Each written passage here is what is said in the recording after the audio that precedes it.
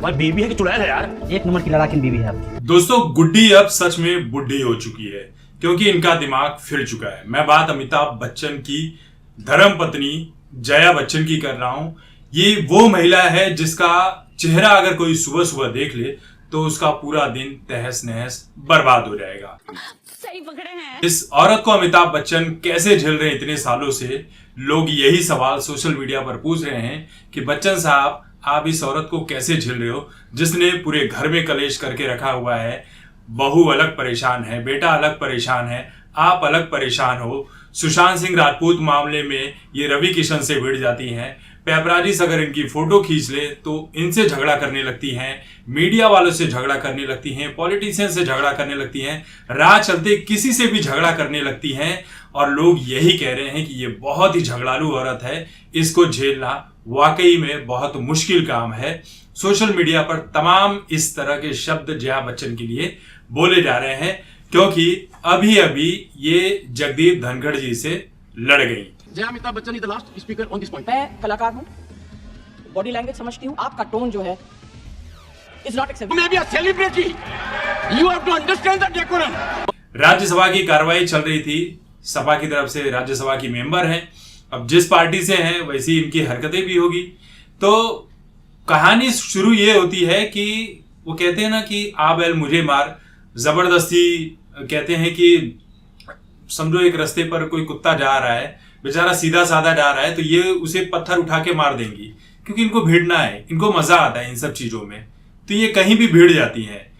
जगदीप धनखड़ साहब ने इनका नाम लेकर बुलाया कि जया अमिताभ बच्चन, जो कि वहां पर मेंशन है नाम, जो नाम इन्होंने खुद ही दिया हुआ है वहां पर, लेकिन ये बात इन्हें बुरी लग गई कि एक औरत के साथ उसके पति का नाम नहीं जोड़ना चाहिए, आप ये बहुत गलत चीज कर रहे हैं, मेरे नाम के साथ मेरे पति का नाम मत जोड़ो। उसके बाद ये तमाम तरह की शब्द कहने लगी। जगदीप धनखड़ साहब जो थे इन्होंने कई एग्जाम्पल देके इनको समझाया तो यह बात इन्हें बुरी लग गई और कहने लगे कि मैं कोई स्कूल की बच्ची नहीं हूं जो आप मुझे हर रोज मेरी क्लास लेने लगते हो, मुझे समझाने लगते हो, मुझे ये सब चीजें बिल्कुल भी पसंद नहीं है। तो जगदीप धनखड़ जी कहते हैं कि मैं तो समझाने का प्रयास कर रहा हूं, मेरा काम है सही तरीके से सभा को चलाने का। तो कहती है देखो आपके बात करने का जो टोन है ना वो मुझे बिल्कुल पसंद नहीं है, मैं एक एक्टर हूं। अच्छा, ये अपने आप को एक्टर मानती हैं। ये कहती है कि मैं एक एक्टर हूं और मैं लोगों के टोन को अच्छी तरह से समझती हूं। इस वक्त जगदीप धनखड़ जी कहते हैं कि मानता हूं कि आप एक एक्टर हैं, लेकिन एक एक्टर को डायरेक्टर ही मैनेज करता है। आप ये हर रोज जो उठकर ये बातें कहने लगती हैं, आपको शर्म आनी चाहिए। अब आप लिमिट क्रॉस कर रही हैं, हर रोज मैं आपको बर्दाश्त नहीं कर सकता। इस चीजों को सुचारू रूप से चलने दीजिए। लोकतंत्र है, लोकतंत्र में सभी को अपनी बात कहने का पूर्ण रूप से अधिकार है, स्वतंत्रता है, सब कुछ है, लेकिन आप जो कर रही हैं ये शुद्ध रूप से एक बदतमीजी है।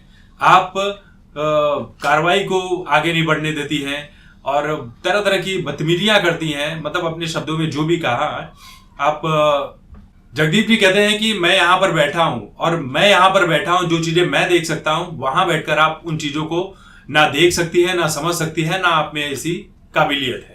आप सेलिब्रिटी होंगी, अपने घर की होंगी, यहाँ की एक अलग गरिमा है, आपको उसका ध्यान रखना होगा। जगदीप धनखड़ जी ये भी कहते हैं कि जया बच्चन जी जो कर रही है ना, ये एक वायरस की तरह है और इस वायरस को जितने जल्दी नियंत्रण में लिया जा सके उतना ही अच्छा होगा, क्योंकि देश में इस तरह के वायरस नहीं होने चाहिए। मैं पूरे विपक्ष को लेकर चलता हूं, सभी की बातें सुनता हूं कि सब कुछ सुचारू रूप से चलना चाहिए, लेकिन आप जो हैं वो इन चीजों को सुचारू रूप से चलने देना नहीं चाहती हैं। अब सदन की कार्रवाई तो रोक दी गई है अनिश्चित काल के लिए, लेकिन ये जितने भी विपक्षी लोग हैं राज्यसभा में, ये सब के सब कार्रवाई कर रहे हैं, अगेंस्ट जा रहे हैं धनखड़ जी के कि इनको वहां से हटाया जाए।